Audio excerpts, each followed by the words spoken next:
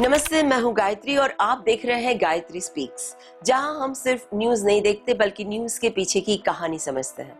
यहाँ हेडलाइन सिर्फ बताई नहीं बल्कि उसके पीछे का मतलब भी समझाते हैं और असली फोकस होता है उस इम्पैक्ट पर जो आपकी जिंदगी, आपके डिसीजंस और आपके फ्यूचर को शेप करता है।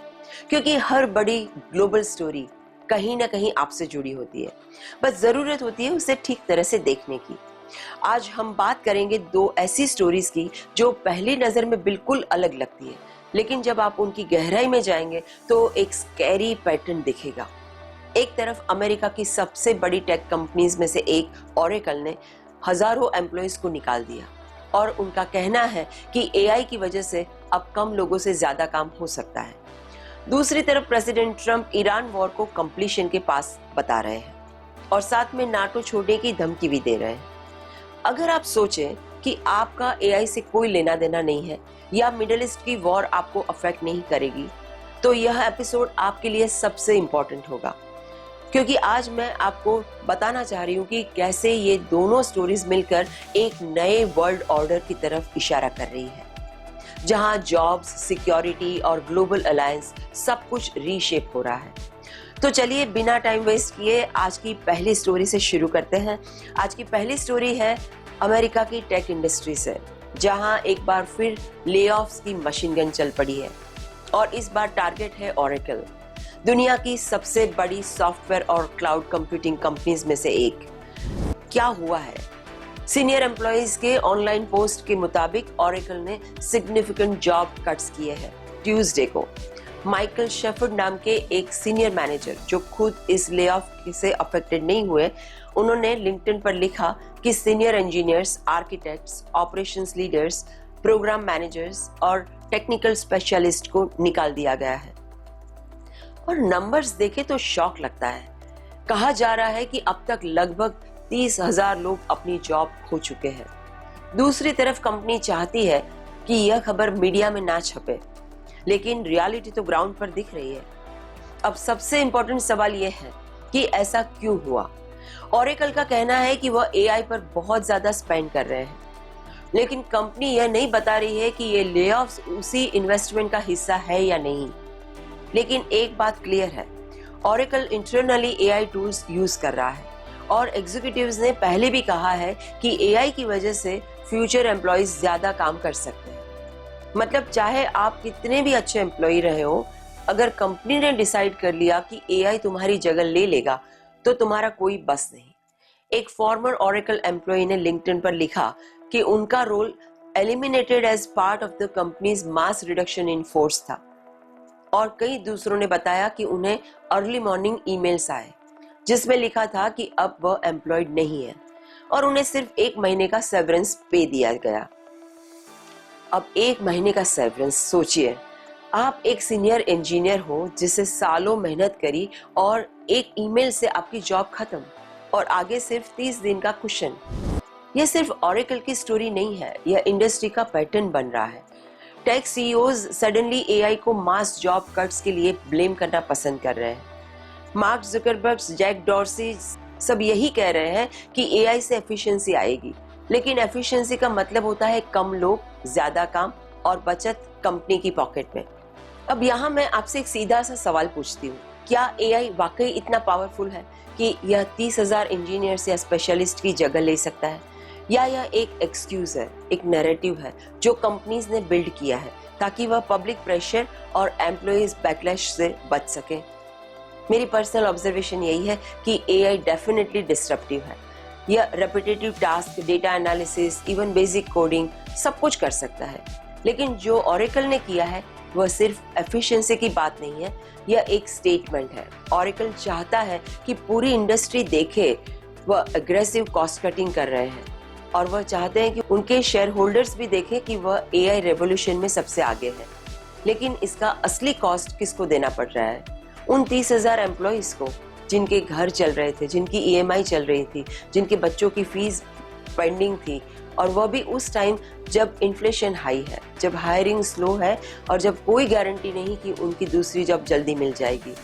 और यहाँ एक बात जो मुझे पर्सनली बहुत डिस्टर्ब करती है वह है सेवरेंस का 1 महीना। अमेरिका में जहाँ हेल्थ इंश्योरेंस एम्प्लॉयर से लिंक्ड होता है, 1 महीने में आपको अपनी नेक्स्ट जॉब ढूंढनी पड़ती है, वरना आपका मेडिकल कवरेज भी चला जाएगा। यह सिस्टम ऐसा डिजाइन किया गया है कि एम्प्लॉयज हमेशा डर में रहे, हमेशा रिप्लेसेबल फील करें, और अब एआई इस डर को एम्पलीफाई कर रहा है। पहले आप कंपटीशन से डरते थे, दूसरी कंपनी से, दूसरे कंट्रीज से, अब आप एआई से डर रहे हो। और एआई कंप्लेन नहीं करेगा, एआई यूनियन नहीं बनाएगा, एआई सैलरी हाइक नहीं मांगेगा। तो मेरा टेक तो सिंपल है कि एआई एक टूल है। टूल अच्छा या बुरा नहीं होता, उसको यूज करने वाला होता है। अगर कंपनीज एआई का यूज करके अपने एम्प्लॉयज को अपस्किल करे, उन्हें ज्यादा वैल्यूएबल काम दे, तो एआई एम्पावरमेंट ला सकता है। लेकिन अगर कंपनीज एआई का यूज करके सिर्फ कॉस्ट कट करे और लोगों को सड़क पे फेंके, एआई एक वेपन बन जाता है। और अभी जो हो रहा है वह सेकंड वाला सिनारियो है। और यहाँ एक प्रिडिक्शन जो अगले 2-3 साल में होने वाला है, वह यह है कि एआई की वजह से मिडिल मैनेजमेंट और रूटीन टेक्निकल जॉब सबसे ज्यादा हिट होंगी। जो लोग सिर्फ डूअर्स हैं, जो इंस्ट्रक्शंस फॉलो करते हैं, उनकी जगह एआई ले लेगा। लेकिन जो लोग थिंकर्स हैं, जो प्रॉब्लम सॉल्व करते हैं, जो क्रिएटिविटी और ह्यूमन जजमेंट लाते हैं, उनकी डिमांड बढ़ेगी। तो अपने आप को उस कैटेगरी में हमको शिफ्ट करना पड़ेगा, वरना ये ऑरेकल की स्टोरी हमारे किसी में से भी एक की स्टोरी बन सकती है। आज की दूसरी स्टोरी वॉर रूम से है। प्रेसिडेंट डोनाल्ड ट्रंप ने ईरान वॉर पर अपडेट दी है और उनका टोन पहले से ज्यादा एग्रेसिव है। उन्होंने कहा कि US military objectives nearing completion है। यह वॉर अब दूसरे महीने में है और वह शॉर्टली खत्म होगी। लेकिन जब कोई टाइमलाइन नहीं दी, तो शॉर्टली का मतलब कुछ भी हो सकता है। 2 हफ्ते, 2 महीने, 2 साल, यह सब शॉर्टली की डेफिनेशन में आ सकता है। लेकिन जो बात सबसे ज्यादा ध्यान खींचती है वह है उनकी थ्रेट। ट्रंप ने कहा कि और स्ट्राइक होंगी ईरान पर और अगले 2-3 हफ्तों में। We are going to bring them back to the stone ages. Stone ages मतलब इतना डिस्ट्रॉय कर देंगे कि वह सिविलाइजेशन के इनिशियल स्टेज पर लौट आएंगे, यानी पाषाण युग में। यह हाइपरबॉल नहीं है, यह एक ऑफिशियल स्टेटमेंट है अमेरिका के प्रेसिडेंट का। अब पीस टॉक्स की बात करें तो ट्रंप ने कहा कि मोर रीजनेबल ईरानियन लीडर्स के साथ ऑनगोइंग डिस्कशंस है। लेकिन यही प्रॉब्लम है, ईरान के ऑफिशियल्स ने बार बार डिनाई किया है कि कोई सीरियस टॉक्स चल नहीं रही है। तो एक तरफ अमेरिका कह रहा है कि बात हो रही है, दूसरी तरफ ईरान कह रहा है कि बात नहीं हो रही है। यह नैरेटिव का मिसमैच सेम पैटर्न है जो हमने पिछले हफ्तों में भी देखा था। और मिसमैच का मतलब है कंफ्यूजन, कंफ्यूजन का मतलब है रिस्क, और रिस्क का मतलब है एक गलत कैलकुलेशन से पूरा रीजन ब्लास्ट हो सकता है। ट्रंप ने यह भी थ्रेटन किया है कि अगर डील नहीं होती तो वह ईरानियन एनर्जी और सिविलियन इंफ्रास्ट्रक्चर को स्ट्राइक करेंगे। एक्सपर्ट्स इसे पोटेंशियल वॉर क्राइम बोल रहे हैं, क्योंकि इंटरनेशनल लॉ के according civilian infrastructure intentionally target करना, चाहे वह एनर्जी हो या हॉस्पिटल, यह वॉर क्राइम के डेफिनेशन में आता है। लेकिन यहाँ ट्रंप का कैलकुलेशन अलग है। वह चाहते हैं कि ईरान की इकोनॉमिक कोलैप्स हो ताकि वह नेगोशिएट करने पर मजबूर हो। लेकिन इसका मतलब है कि मिलियंस ऑफ ऑर्डिनरी ईरानियंस जो अपनी गवर्नमेंट के डिसीजंस के लिए रिस्पॉन्सिबल नहीं है, वह इस वॉर की डायरेक्ट कॉस्ट बेयर करेंगे। बिजली नहीं होगी, पेट्रोल नहीं होगा, इंटरनेट बंद होगा और हॉस्पिटल्स में लाइफ सेविंग इक्विपमेंट नहीं चल पाएंगे। यह ह्यूमैनिटेरियन क्राइसिस है, सिर्फ मिलिट्री कॉन्फ्लिक्ट नहीं। और अब आते हैं सबसे डेंजरस एंगल पर, नाटो। ट्रंप ने पहले कहा था कि वह अमेरिका को नाटो से निकालने पर स्ट्रांगली कंसिडर कर रहे हैं, क्योंकि दूसरे मेंबर कंट्रीज ने ईरान वॉर में उनकी हेल्प करने से मना कर दिया। अब आप सोचिए, नाटो जो वर्ल्ड वॉर 2 के बाद से इंटरनेशनल ऑर्डर का कॉर्नरस्टोन रहा है, अमेरिका उसे निकालने की बात कर रहा है। इसका मतलब क्या है? मतलब यह है कि अमेरिका अब ग्लोबल पुलिसमैन के रोल से निकलना चाहता है। अमेरिका के टैक्स पेयर्स अब यह फील कर रहे हैं कि वह दूसरों की सिक्योरिटी पर अपना पैसा क्यों खर्च करें, जब वो लोग उनकी वॉर में हेल्प करने को तैयार नहीं है।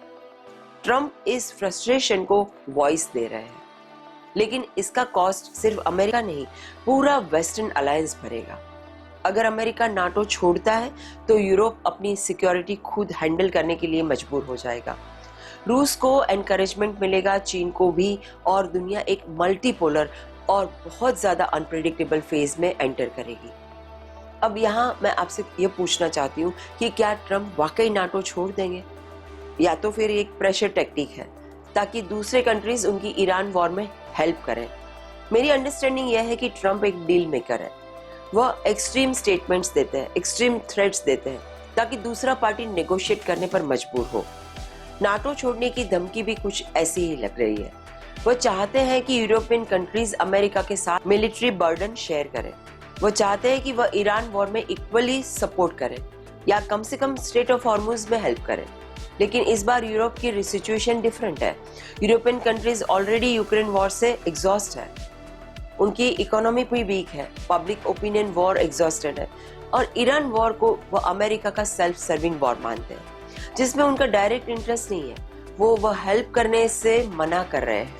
और यहाँ मेरा टेक ये है कि जो हम देख रहे हैं वह वर्ल्ड वॉर 2 के बाद बने ग्लोबल ऑर्डर का सिस्टमेटिक डिसमेंटलिंग है। अमेरिका अब रिलक्टेंटली लीडर बन रहा है जबकि वह खुद इस रोल से थक चुका है। यूरोप अब अपने पैरों पर खड़ा होने की कोशिश कर रहा है, लेकिन अभी उसकी कैपेबिलिटी लिमिटेड है। चीन और रूस अपनी विंडोज ऑफ अपॉर्चुनिटी देख रहे हैं।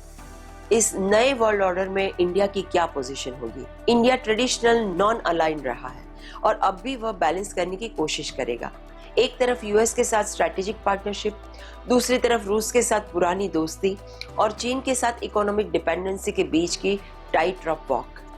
लेकिन अगर अमेरिका नाटो से निकलता है और मिडल ईस्ट परमानेंटली अनस्टेबल हो जाता है तो इंडिया को अपनी एनर्जी सिक्योरिटी, अपनी ट्रेड रूट्स और अपनी डिफेंस स्ट्रैटेजी तीनों को फंडामेंटली रीथिंक करना पड़ेगा।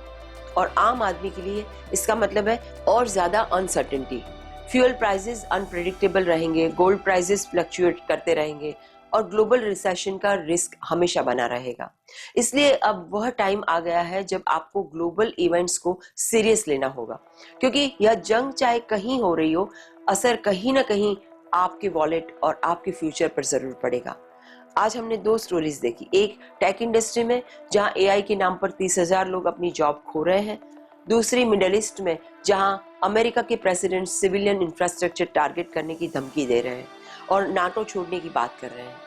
पहली नजर में ये स्टोरीज डिस्कनेक्टेड लगती है, लेकिन अगर आप गौर से देखें तो दोनों स्टोरीज एक ही ट्रेंड की तरफ इशारा कर रही है, इनस्टेबिलिटी।